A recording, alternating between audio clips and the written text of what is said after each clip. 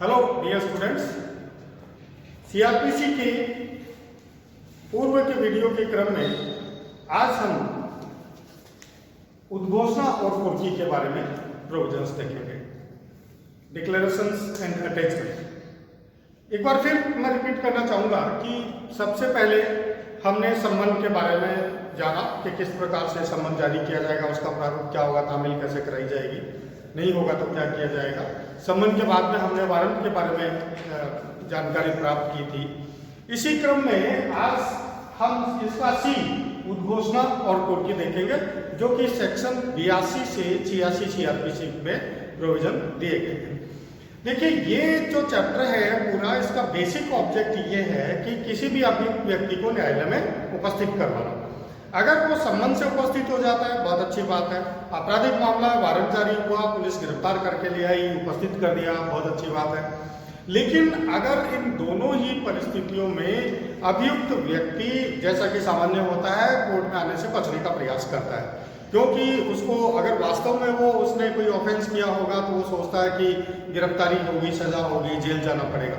तो इस चक्कर में वो कोर्ट और पुलिस से दूरी बनाने का प्रयास करता है, अपने आप को छिपाने का प्रयास करता है, भाग जाने का प्रयास करता है। ऐसी स्थिति में सीआरपीसी में इस प्रकार के प्रोविजंस दिए गए हैं, वो कोर्ट को एम्पावर्ड करती है कि किस प्रकार से जो व्यक्ति को गिरफ्तार किया जा सकेगा। अगर वो भाग रहा है, छुप रहा है, गिरफ्तारी नहीं हो पा रही है, तो फिर उद्घोषणा और कुर्की का सहारा लेंगे। तो सबसे पहले सेक्शन 82 हमें उद्घोषणा के बारे में बताती है। जैसा कि हमने देखा कि संबंध से नहीं आया, वारंट से नहीं आया और व्यक्ति को न्यायालय में उपस्थित करना है, तो ऐसी स्थिति में कोर्ट डिक्लेरेशन जारी करेगी सेक्शन 82 के अंतर्गत। सेक्शन 82 ये कहती है कि अगर किसी व्यक्ति को न्यायालय में उपस्थित करना और वो गिरफ्तारी से वंचित हो रहा है, गिरफ्तार नहीं हो पा रहा है पुलिस के माध्यम से, तो ऐसी स्थिति में जहाँ की वो सामान्यतः रहता है, निवास करता है, बच्चों का लालन पोषण करता है, व्यापार व्यवसाय वाणिज्य पेशे से संबंधित कार्य करता है, जिस गांव में, जिस शहर में, जिस वार्ड में, जिस कॉलोनी में वो रहता है, सामान्यतः वहाँ इस प्रकार की उद्घोषणा जो है वो प्रकाशित की जाएगी, चस्पा की जाएगी, जो कि उस उद्घोषणा के 3 दिवस के भीतर वो जो अभियुक्त व्यक्ति है वो न्यायालय में उपस्थित है। और अगर ऐसा लगता हो कि उद्घोषणा के तुरंत बाद व्यक्ति उस संपत्ति को जहां वो रहता है खुर्द-बुर्द करने वाला है, तो ऐसी स्थिति में कुर्की की कार्रवाई भी की जाएगी। सामान्यतः सेक्शन 82 जो है वो अलग से इसके बारे में प्रोविजन करती है फरार व्यक्ति की संपत्ति की कुर्की।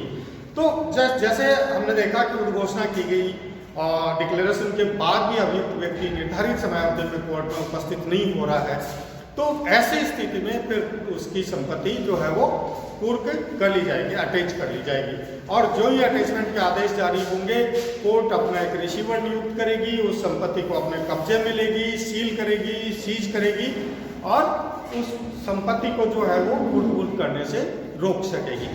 तो इस प्रकार से डिक्लेरेशन के बाद भी अगर अभियुक्त व्यक्ति कोर्ट में उपस्थित नहीं होता है, तो फिर उसकी प्रॉपर्टी की लिस्ट मांगी जाएगी कि उसके नाम से कौन कौन सी संपत्ति है और जिसको कि अटैच किया जाए, और फिर कोर्ट जो है वो उसको अटैच करेगी, कुर्क करेगी। जैसा कि सेक्शन 84 कहती है हमें कि कुर्की के बारे में दावे और आपत्तियां।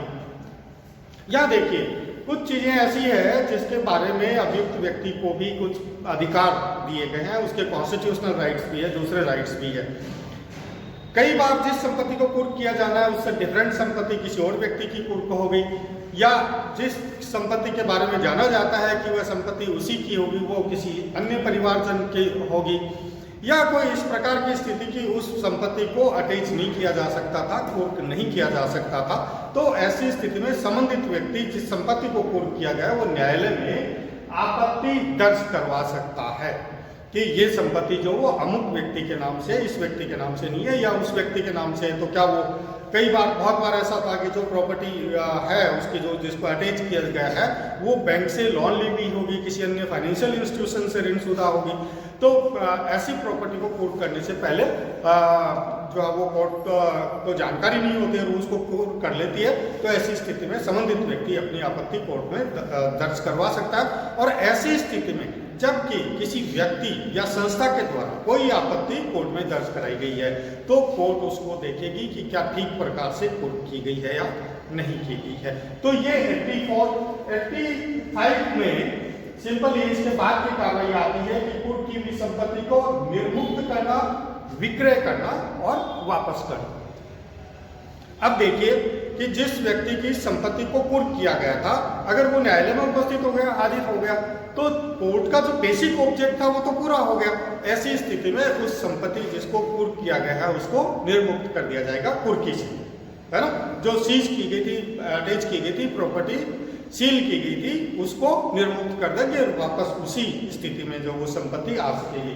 तो इसमें हमने 3 चीजें देखी कि एक तो निर्मुक्त करना, विक्रय करना और वापस करना। अब सेकंड इश्यू आता है टू सेल। किन परिस्थितियों में हम इस प्रकार की संपत्ति को विक्रय कर सकेंगे।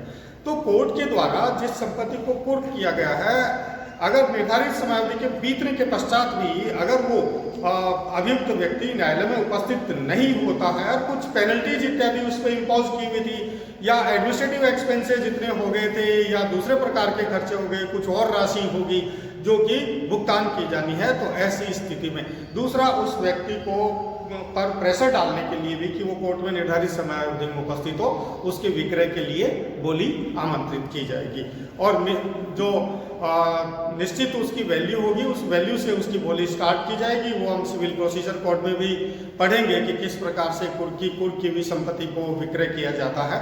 तो उसी प्रक्रिया से उस संपत्ति को विक्रय कर दिया जाएगा। और थर्ड है वापस करना। अब मान लीजिए इसमें 2 चीजें हम देखेंगे कि जिस संपत्ति को अटैच किया गया था उसको सेल भी कर दिया गया, विक्रय भी कर दिया गया, और जो पेनल्टी, एक्सपेंसेज और सारी चीजें, मान लीजिए उदाहरण के लिए कि जिस संपत्ति को विक्रय किया गया, कुर्क की हुई संपत्ति को, वो 10 लाख रुपए की थी और 10 लाख रुपए की जो प्रॉपर्टी थी वो उसकी जो कुल राशि बन रही थी कोर्ट की वो 5 लाख रुपए बन रही थी।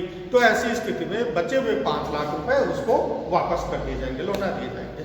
या फिर जो उस कोर्ट की रिक्वायरमेंट्स थी उसको पूरा कर दिया तो उसको संपत्ति को ही वापस कर दिया जाएगा। तो ये चीजें 85 हमें कहती है। 86 कहती है कुर्क की गई संपत्ति की वापसी के लिए आवेदन नामंजूर करने वाले आदेश से अपील।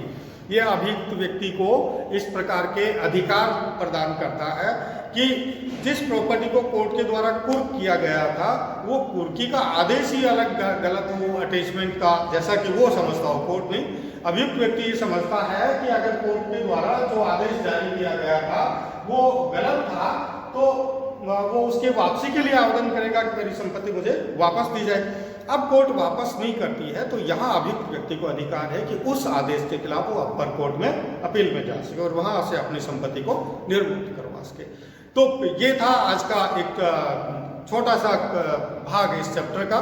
कल हम इसका डीप पार्ट देखेंगे। लगातार बने रहिए। हम लगभग हर रोज CRPC पे इस प्रकार का वीडियो आप लोगों के लिए लेकर के आएंगे। Thank you so much.